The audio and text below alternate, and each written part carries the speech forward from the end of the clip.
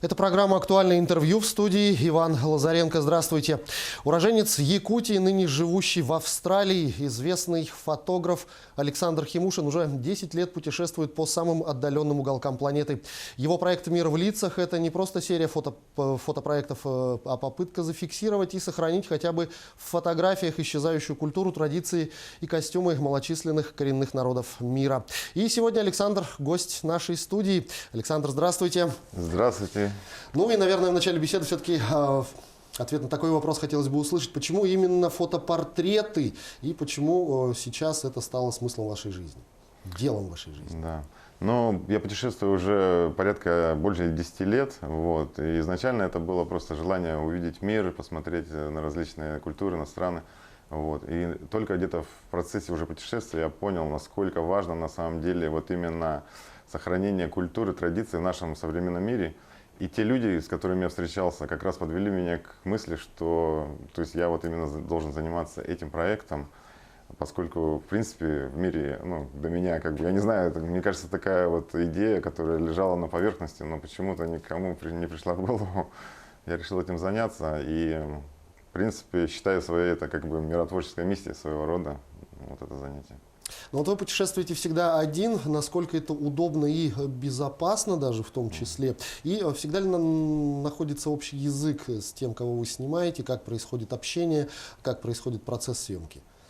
Да, я путешествую один, это принципиально такая моя позиция на самом деле, потому что я считаю, что, ну, вот исходя из личного опыта, опять же, когда попадаешь в такие места, особенно такие очень удаленные, где проживают вот как раз коренные народы, там они, в принципе, иностранцы-то глаза не видели. Вот если когда там группа людей какая-то, да, они воспринимают ее как чужестранцев, каких-то, не знаю, пришельцев там, да, а когда один человек, то есть он просто такой идет там с рюкзаком, значит, и они как-то удивляются, откуда человек, что он, кто он, приглашает к себе в гости, ну, как-то завязываются вот эти контакты. Я считаю, что вот именно этот вот способ путешествия, как бы в одиночку, помогает мне наладить очень хорошие контакты с местными жителями. Они всегда очень радушно меня принимают, вот.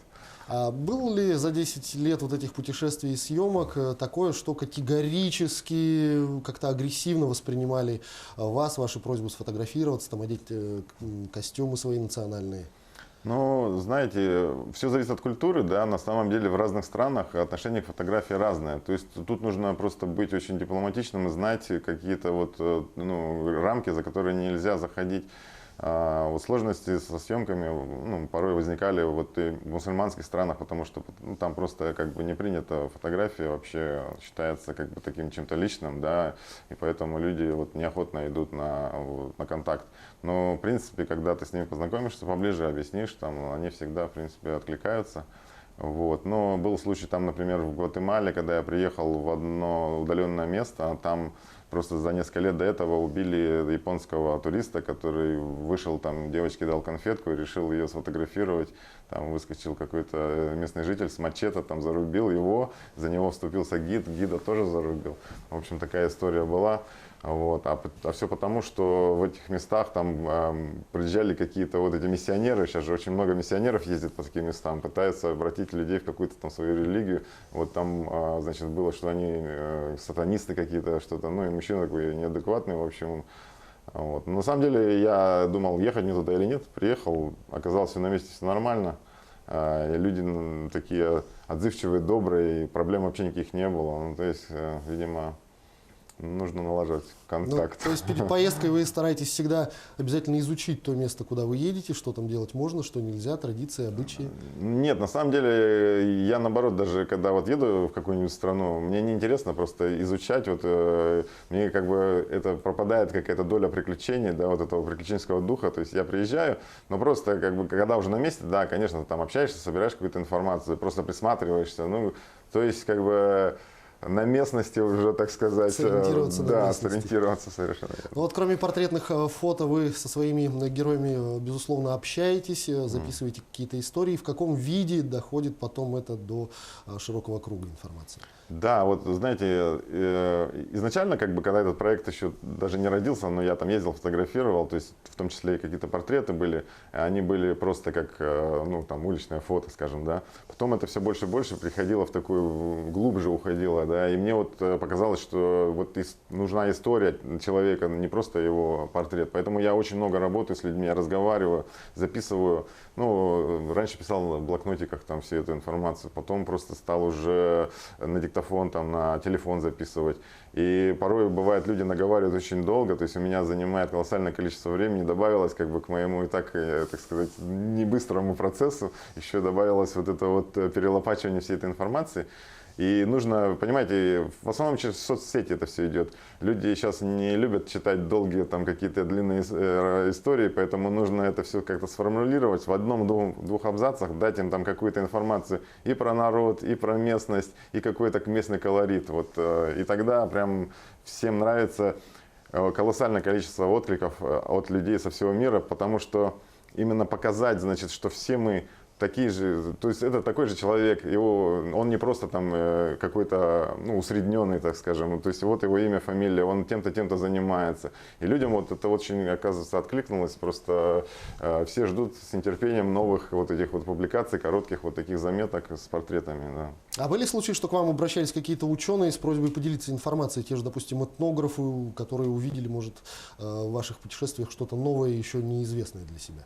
Ну да, в принципе, пишут люди, спрашивают часто какие-то контакты, как вот, очень, кстати, большой интерес именно к нашим там северным народам.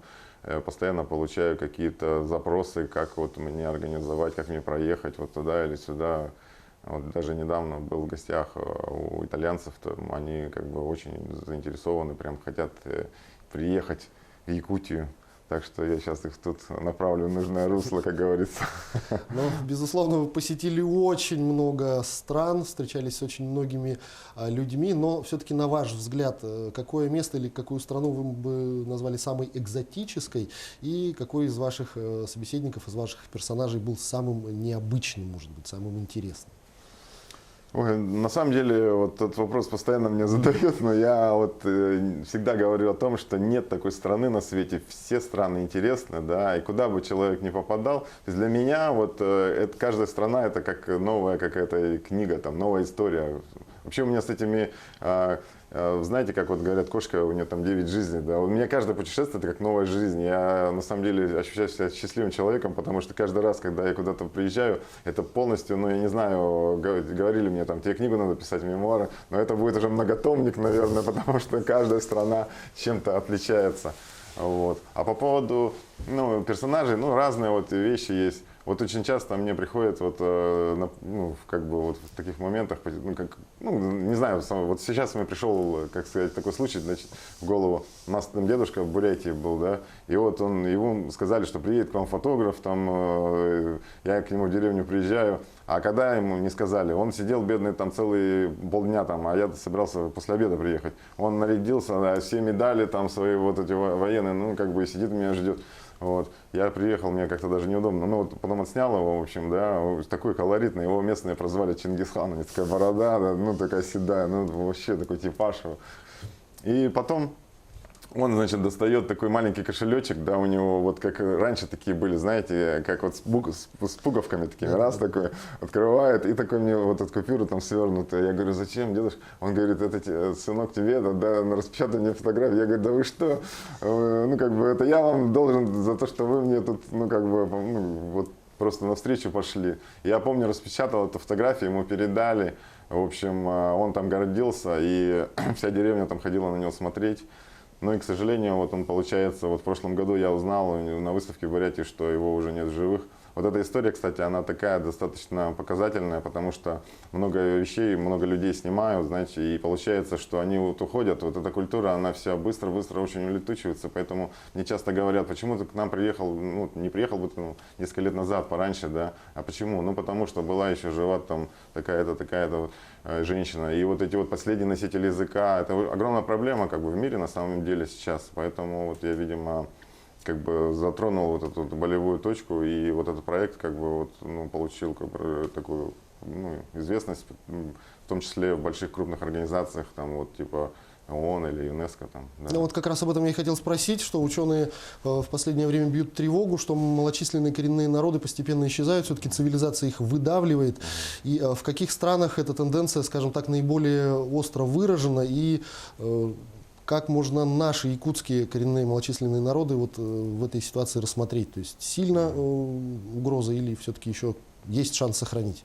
Я, знаете, вот думаю, что на самом деле Россия у нас, она в силу, может быть, я не знаю, каких-то процессов, там, вот, какой-то некой такой международной немножко изолированности, да, то есть, особенно север, да, наш, то есть, вот люди очень сохранили свою культуру самобытную, которая во многих других местах просто исчезла. Но мы знаем, там далеко ходить не надо, примеры там в Америке, там в Канаде или там, я не знаю, в той же Австралии. То есть там своего рода геноцид в свое время был, и фактически как бы местное население, оно утратило, да, у них нету даже ни национальных костюмов, там ничего. А у нас это все есть. И вот задача, я считаю, как бы нас сохранять это и приумножать, и это будет ну, как бы служить развитием для территории, узнаваемости вот, республики, да, притоку огромному туристов сюда. То есть потенциал огромный. И я всегда говорю, даже по сравнению с другими регионами России, Якутия — это уникальное совершенно место. Вот. И я на самом деле горжусь, что я родом из Якутии, поэтому всегда говорю при случае об этом и всегда. То есть я считаю, что в принципе Якутия имеет все шансы на огромный успех в мире. Ваш проект «Мир в лицах» продолжается в Сибири уже 3 года. Насколько широко представлены народы этого региона страны?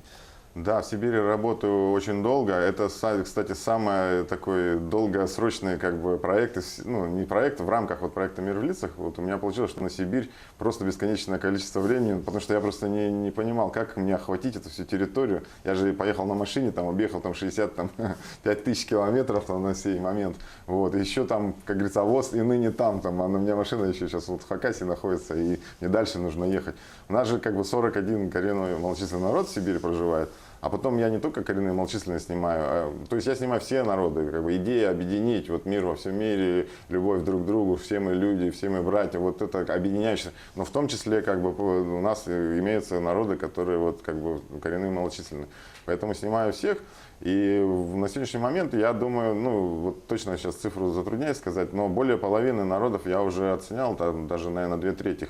Вот. И, соответственно, в планах как бы совершенно всех как бы охватить этим проектом. И более того, охватить все народы России, как бы, да, чтобы представить вот наша Родина, что она такая многонациональная страна.